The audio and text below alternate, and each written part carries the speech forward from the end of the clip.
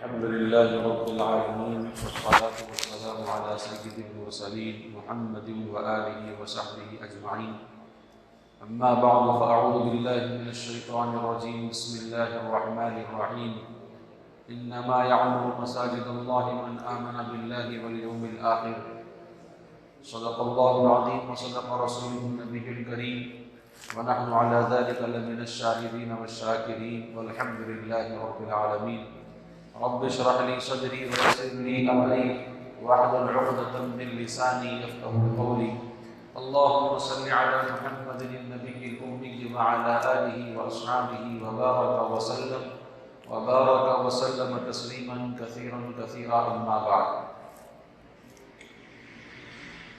اللہ تبارک و تعالی نے امت محمدی علیہ السلام پر بہت سارے انعامات اور احسانات کی بارش فرمائی. پچھلی امتوں پر اللہ تبارک تعالیٰ کے جو احسانات تھے، اس کے اکرامات و انعامات تھے، اس سے کہیں بڑھ کر اللہ تبارک تعالیٰ نے نبی کریم محمد رسول اللہ صلی اللہ علیہ وسلم کی امت پر چند خصوصیات، نچھاور کی خصوصیات سے نوازا. انہی خصوصیات میں سے ایک خصوصیت یہ بھی ہے کہ اللہ تبارک و تعالیٰ نے ساری زمین کو، ساری دنیا کی زمین کو سجدہ گاہ بنا دیا. اس سے پہلے یہ خصوصیت کسی کے پاس نہیں تھی. عبادت کرنا ہوتا تو خاص عبادت کے مقام پر جانا ہوتا، وہاں جا کر کے عبادت کرنا ہوتا.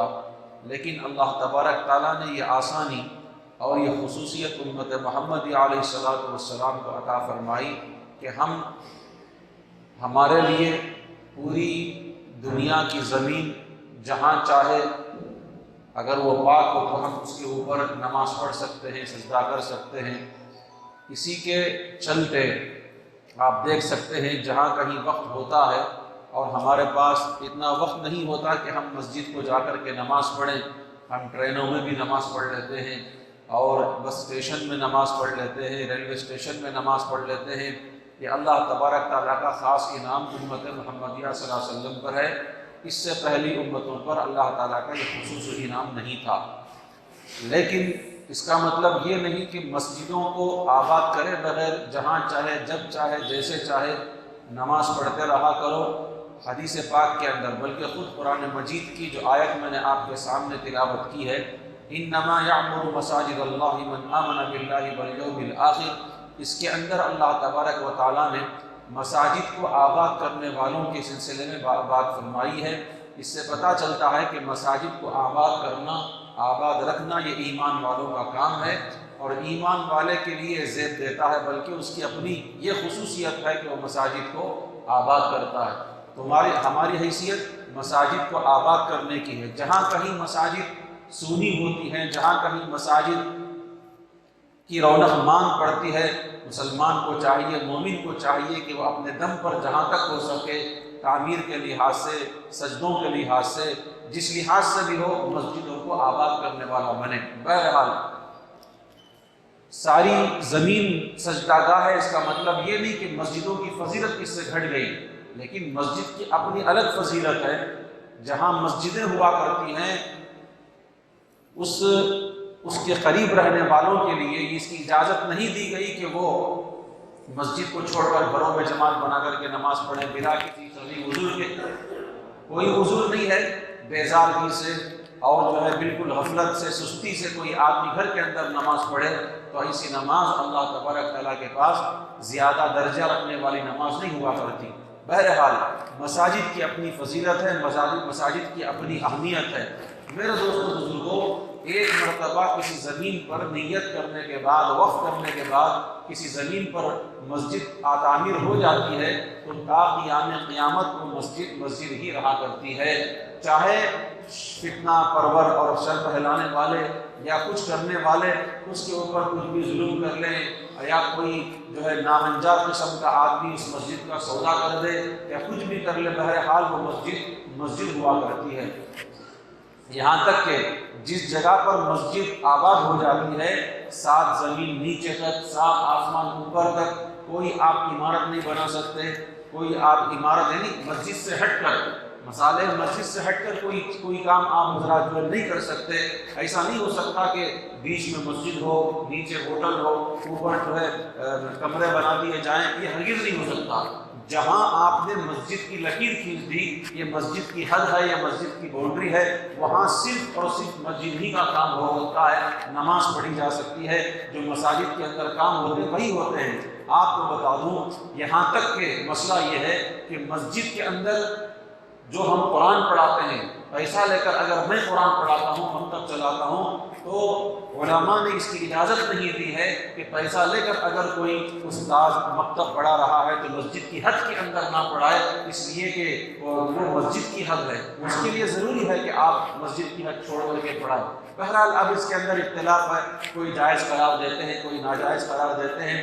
بہرحال میں آپ کو بتا رہا ہوں کہ مسجد کی اہمیت کتنی ہے کہ جہاں مسجد کے لیے وقف کوئی جگہ ہو جاتی ہے تو وہ جگہ مسجد اللہ کے لیے سجدوں کے علاوہ، ذکر و تلاوت کے علاوہ، عبادت کے علاوہ کوئی کام نہیں کیا جاتا. میرے دوستوں بزرگوں میں اس لیے آپ حضرات کو بتا رہا ہوں، ہماری ہندوستان کی ایک بہت ہی اہم مسجد جسے بابری مسجد کہتے ہیں، اس کا قضیہ چل رہا تھا، آپ کو معلوم ہے. میں اس لیے بات آپ حضرات کو سنا رہا ہوں. ابھی 5 تاریخ کو وہاں جو ہے مندر کی سنگ بنیاد رکھی گئی تو بہت سارے مسلمانوں کے اندر بے چینی، کوئی اپنے علماء کو بول رہا ہے، کوئی اپنی جماعتوں کو بول رہا ہے کہ ہر آدمی کوسنے پر لگا ہوا ہے. تو ان حالات کے اندر ہمیں کرنا کیا چاہیے کہ کیا وجہ ہے کہ اتنی بڑی اور تاریخی مسجد جو تقریباً 500 سال سے مسجد تھی، کتنے سال سے؟ 500 سال سے، 1528 میں وہ مسجد بنائی گئی. اس وقت سے لے کر 1855 تک وہاں نماز ادا کرتی بلا کسی تنازع کے، جھگڑے کے، فساد کے وہاں نماز ادا کی جاتی رہی. لیکن آپ کو معلوم ہے کہ جب اس ہندوستان پر انگریز کا قبضہ ہوا تو وہاں ایودھیا کے اندر ہندو اور مسلمان دونوں بھائی بھائی کی طرح زندگی گزارتے تھے. ان کے اندر کوئی بھید بھاؤ نہیں تھا، ان کے اندر کوئی جو ہے تفرقہ نہیں تھا، کوئی لڑائی جھگڑا ان کے اندر نہیں تھا، درمیان نہیں تھا. لیکن چونکہ انگریز جیسا بدتینت، بدمزاج اور جو ہے لعین قسم کا آدمی جو آیا ہی ہندوستان میں ایک دوسرے کو لڑا کر حکومت کرنے کا تھا، اس نے 1855 کے اندر وہاں کے مسلمانوں کو اور ہندوؤں کو مسجد کے نام پر لڑایا اور وہاں ایسی خونریز جنگ ہوئی کہ وہاں سے آپس میں نفرت پھیلنے لگی. پھر اس نے ایک پنڈت کو پکڑ کر وہاں بابری مسجد کو کھلوا کر وہاں سے کچھ ایسا جو ہے بہانہ بنایا کہ یہاں لیتا کی فلانی چیز تھی، وہاں کسی کی رسوئی تھی. وہاں سے بنانے کے بعد یہ باور کرا دیا کہ ہندوؤں دیکھو کہ تمہاری رام کی پیدائش کی جگہ انہوں نے یعنی بابر نے ظلم سے، جبر سے جو ہے مسجد کی سنگ بنیاد رکھ کر کے مسجد بنا دی ہے. تمہارے اوپر ضروری ہے کہ تمہارا سب سے بڑا خدا جسے تم رام کہتے ہو اور تم پوچھتے ہو، ایسا خدا تمہارا جہاں پیدا ہوا، یہ لوگ اپنے خدا کی مسجد بنا چکے ہیں. سب سے پہلا بھی انگریز نے ڈالا.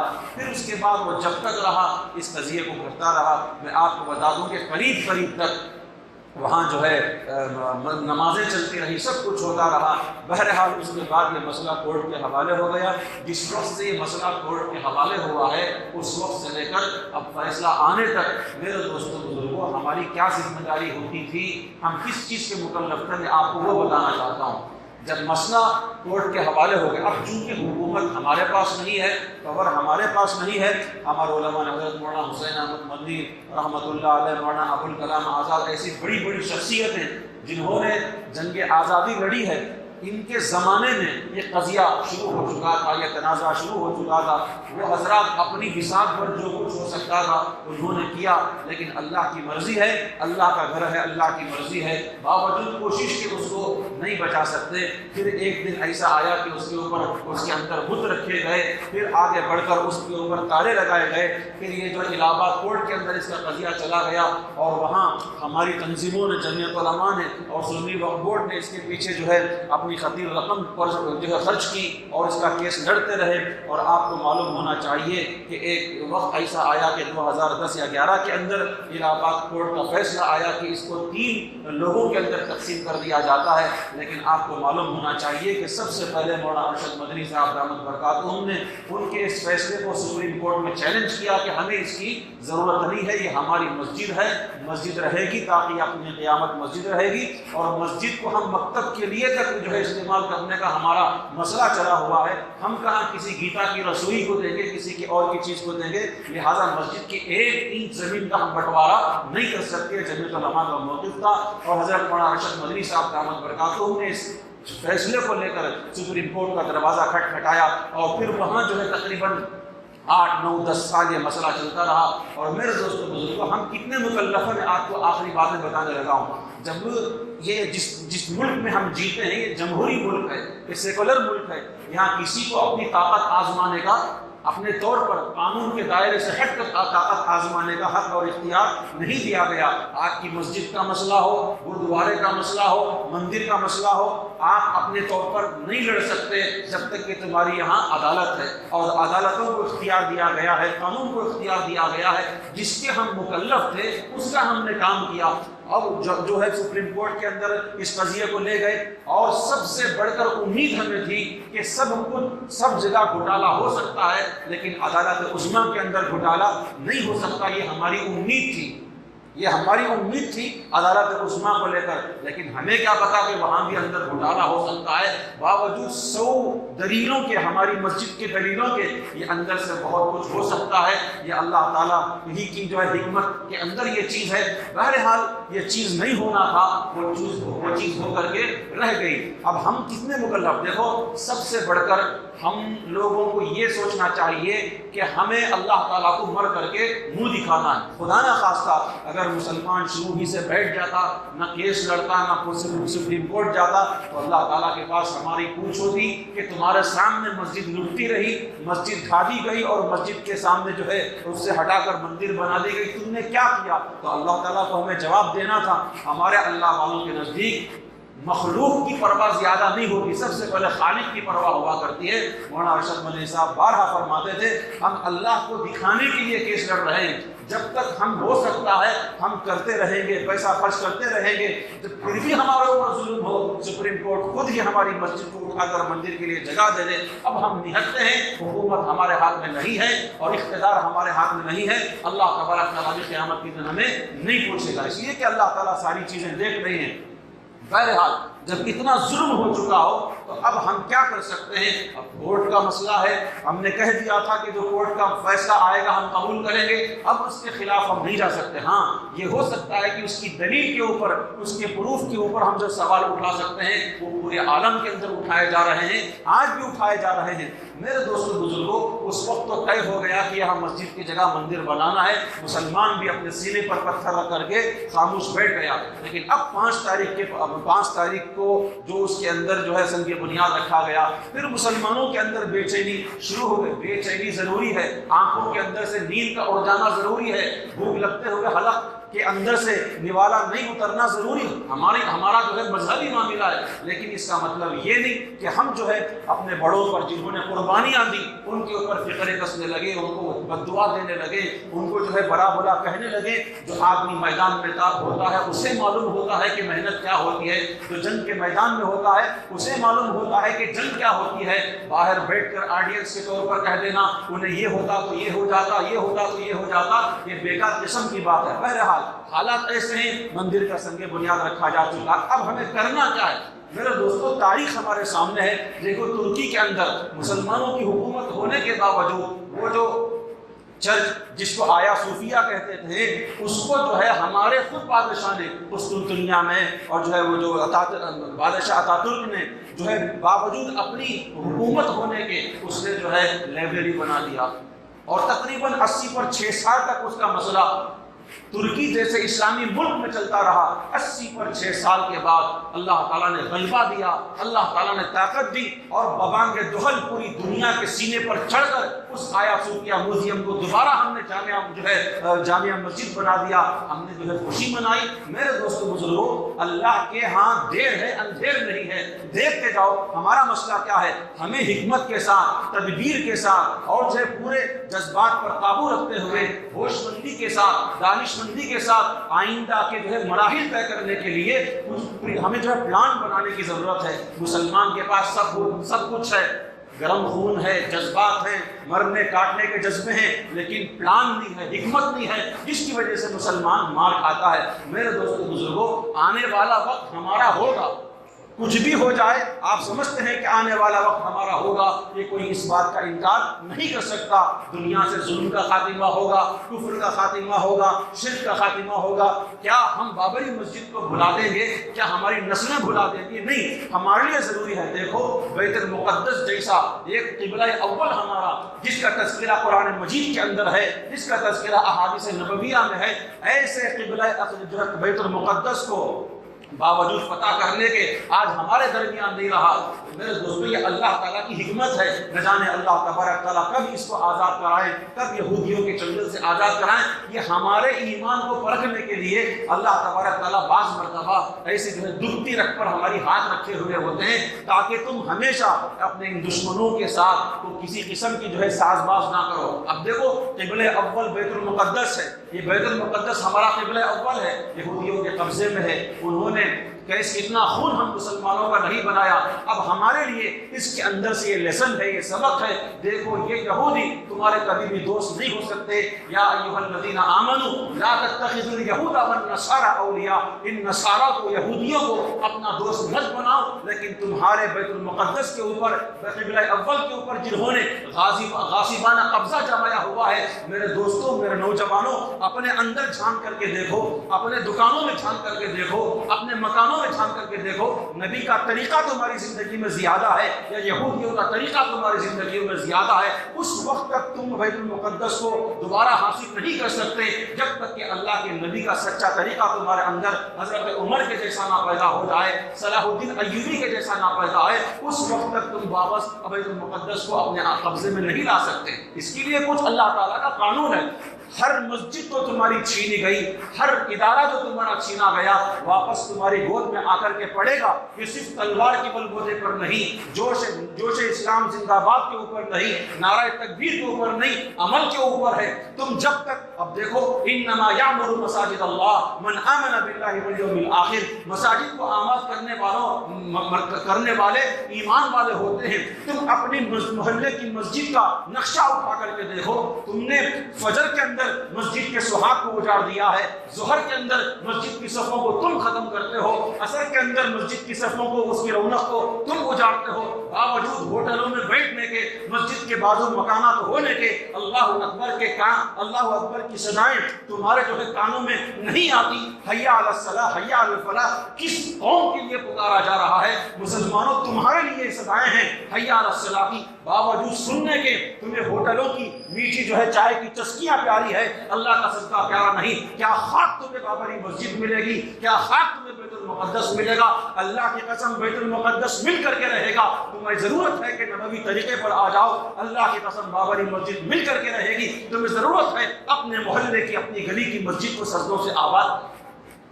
یہ ہماری حکمت عملی ہونی چاہیے۔ اور یاد رکھو نا امید ہونے کی ضرورت نہیں، خوف کے اندر مبتلا ہونے کی ضرورت نہیں، اور ظلم کرنے کی ضرورت نہیں، زبان کھولنے کی ضرورت نہیں، ہمیں بیان کرنے کی ضرورت ہے، حکمت کرنے کی ضرورت ہے۔ جس بابری مسجد کو ڈھا کر اور اس کے اندر آج مندر کی سنگ بنیاد رکھی گئی، انہوں نے کتنا بڑا پلان نہیں بنایا ہوگا، کتنے سالوں سے انہوں نے پلان نہیں، آپ کے سامنے ہے، ان کی تنظیمیں ہیں، ان کا اپنا موقف ہے، اور انہوں نے پورے ہندوستان پر اپنی سیاسی پارٹی سے قبضہ کیا۔ اس کے بعد جا کر سپریم کورٹ کا فیصلہ ان کے حق میں ہوا ہے۔ اس کے لیے ہمیں بھی ایسے پاپڑ بیلنے پڑیں گے جب تک ہم ان کی حکمت عملی جیسی ہے اس کو سامنے رکھ کر اپنا نقشہ نہیں بناتے۔ میرے دوستوں صرف دعاؤں سے، صرف نعرہ تکبیر اللہ اکبر سے یہ گنبد واپس آنے والا نہیں ہے، اور یہ مسلح واپس آنے والے نہیں ہے۔ اس کے لیے ضروری ہے سب سے پہلی چیز مسجدوں کی صفوں کو، اپنی جبینوں کو جھکا کر سجدوں سے ہمیں آباد کرنا ہوگا۔ بوڑھا ہو، جوان ہو، مرد ہو، بچہ ہو، مسجدوں کو بھرنا شروع کرو۔ میں آپ کو بتا دوں بیت المقدس پر جن کا قبضہ ہے یہودی، ان سے کسی نے پوچھا، یہودی پوری دنیا کے اندر مٹھی بھر ہے، اگر تھوک بھی دے مسلمان تو ڈوب کر یہودی مر جائے گا۔ آخر وجہ کیا ہے کہ پوری دنیا پر تمہاری حکومت ہے، 28 سے زیادہ مسلم ممالک ہو کر، تیل کی طاقت جن کے پاس ہو کر، اس کے باوجود تمہارے یہ لوگ بیت المقدس کو آزاد نہیں کرا رہے ہیں۔ تو میں آپ کو بتاؤں کہ یہودیوں کے وزیر اعظم نے کہا کہ ہاں اس وقت تک بیت المقدس ہمارے ہاتھ میں رہے گا، اس وقت تک ہم مسلمانوں کے نہیں پورے اسلامی ممالک کے ناچیوں کو اپنے ہاتھ میں رکھیں گے جب تک کہ مسلمان مسجدوں، جب تک کہ مسلمان فجر کی نماز میں صفوں کو جمعہ کی جو ہے رونق نہ بخش دیں۔ یعنی ہماری فجر کی روزانہ کی فجر کی نماز جمعہ جیسی جو ہے رونق بخشنے، یعنی صفوں کے اندر جگہ نہ ملے مسجدوں کے اندر، یعنی یوں آدمی جو ہے فجر کی نماز کو رونق بخشنے والا، سجدوں سے ظہر کی نماز کو رونق بخشنے والا، جب تک مسلمان نوجوانوں میرے دوست بزرگوں مسجدوں کو آباد سجدوں سے ہم کرنے والے نہیں بنیں گے، خالی پلی واٹس ایپ کے مجاہدین بن کر اور واٹس ایپ کے اندر لائک اور ڈس لائک کر کے ہم جو ہے مسجد کو چھڑا نہیں سکتے۔